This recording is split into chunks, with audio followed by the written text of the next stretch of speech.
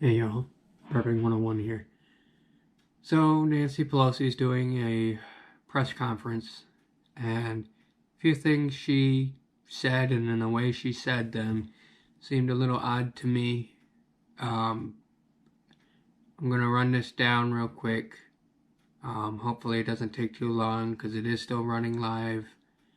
I might break this up into a few videos, but I want you to pay attention. For one, this doesn't look like a typical setting that you would have somebody such as the Speaker of the House speak at, if you will. It looks like some kind of facility that's under heavy guard. There's a guy over at the door here guarding it.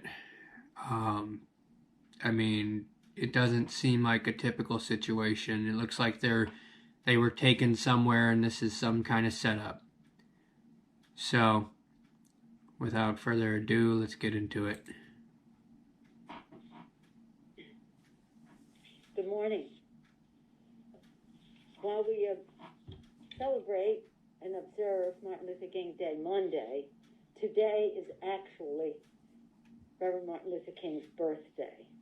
And as we observe it in this extraordinary time, it's important to remember his words, all of them so appropriate, one time or another. Today I remember him saying, "True peace is not merely the absence of tension. It is the presence of justice." I particularly am drawn to that phrase because one of my favorites that I have in my office is Pope Paul VI. He said, "If you want peace, work for justice." The connection is very clear. Justice is called for as we address the act of insurrection that was perpetrated against the Capitol complex last week. Right now, our managers are solemnly and prayerfully preparing for the trial. I don't know if you heard that, but solemnly preparing for the trial? What trial? I don't think she's talking about Trump's impeachment thing. She could be. But what if she's talking about the trial that these people might be going under? And the way she says it is very sad and defeated sounding. So I'm going to play it again. You listen. Right now, our managers are solemnly and prayerfully preparing for the trial, which they will take to the Senate. At the same time, we are in transition. With a COVID relief package, President-elect Biden announced last night he is delivering on what he said when he was elected. Help is on the way.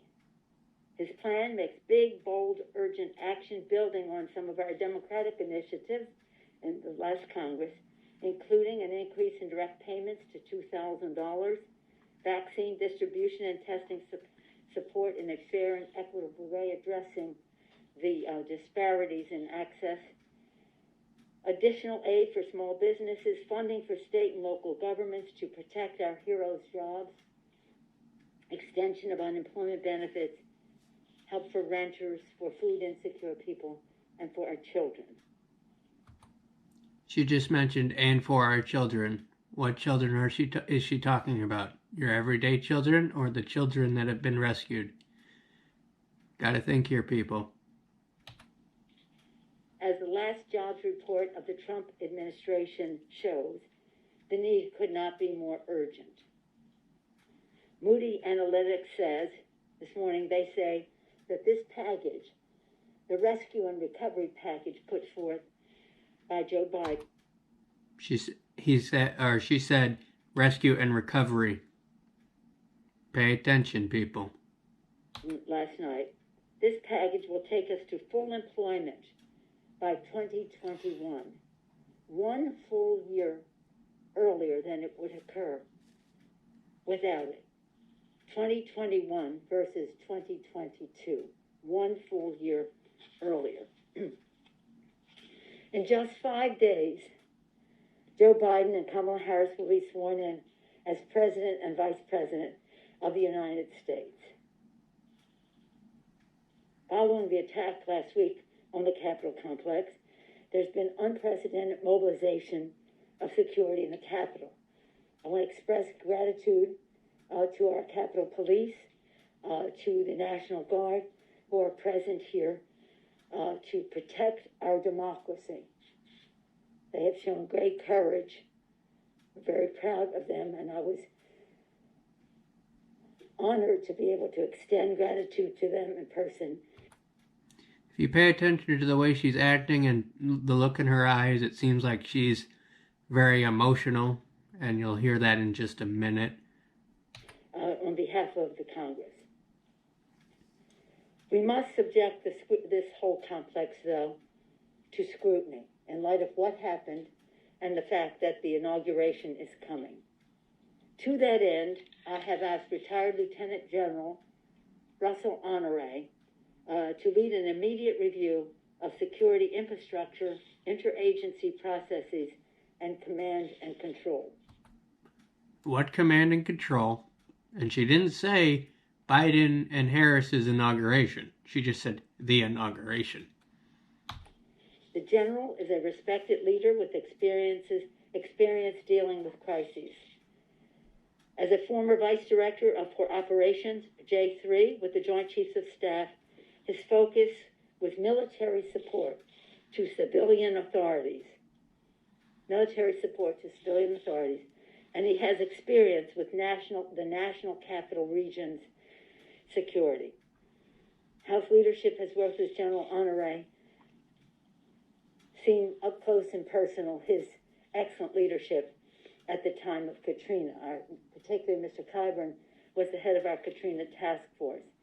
So he and I and others know full well how fortunate we are that the general has accepted as willing to do this. Members are moving forward with strong oversight from committees, of course, to have after-action review. There is strong interest in the Congress in the 9/11 type commission and outside commission to conduct that after-action review.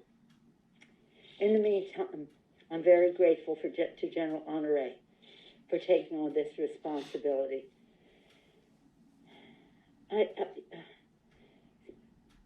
I find this to be a very emotional time. I've said to the members, it's very emotional, Nancy, because you know you're screwed. I'll leave it at that.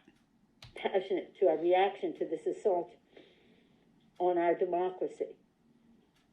It's an assault on their system. It's being brought down by Trump. On this temple to democracy. We're very passionate about our reaction, but we must be very dispassionate in how we make decisions to go forward for security. As I see many of the films and the incitement of it all by the President of the United States, but as you see the film... What film is she talking about? One figure, so many disgusting images, but one figure of a man in a shirt with Auschwitz on it. Okay, she said a film and disgusting images. That doesn't sound like she's talking about the guy wearing the shirt, in my opinion. I could be wrong, but that doesn't... No. That just doesn't sound right to me. Could it be the film of where they're going to be disclosing all this information in the whole documentaries that are 8 hours long that'll be running for 24/7 for 10 days straight? I don't know. Auschwitz. Work equals freedom for Auschwitz. This is in this January 1 year ago. I had the privilege of bringing a delegation in January to Yad Vashem, the Museum of the Holocaust in Israel, to join heads of state. I came as the head of this Congress to observe the 75th anniversary of the liberation of Auschwitz-Birkenau. On the way to Israel, I brought the delegation to Auschwitz and Birkenau. What do you mean by you're broken now, Nancy? I don't think it's because you went to that place in Israel and such. Probably one of the most transformative national security visits that we have made. All of our travel outside the country is about our national security. And so was that. To see the dehumanizing of people that was perpetrated there. Dehumanizing of what's going on in this country with what your people are doing, Nancy? I don't think you're talking about Auschwitz. Was so overwhelming. To see this punk with that shirt on and his anti-Semitism that he has bragged about, to be part of a white supremacist raid on this Capitol, requires us to have an after-action review, to assign responsibility to those who were part of organizing it and incentivizing it.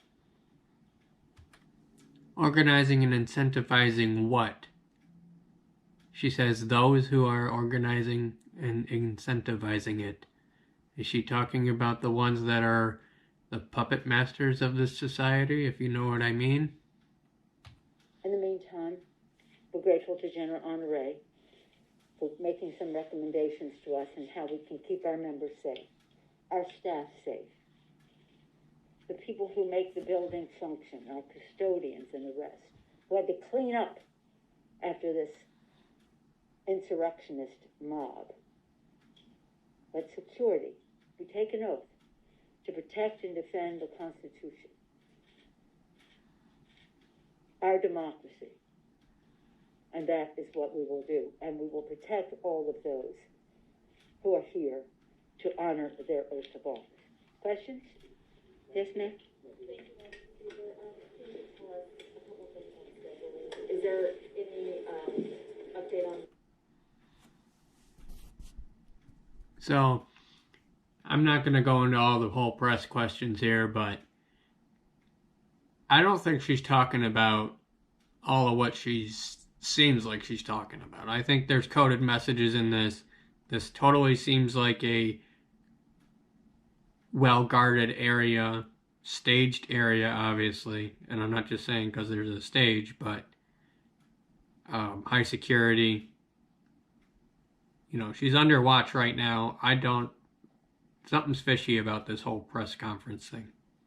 So, with that being said, Prepping 101, out.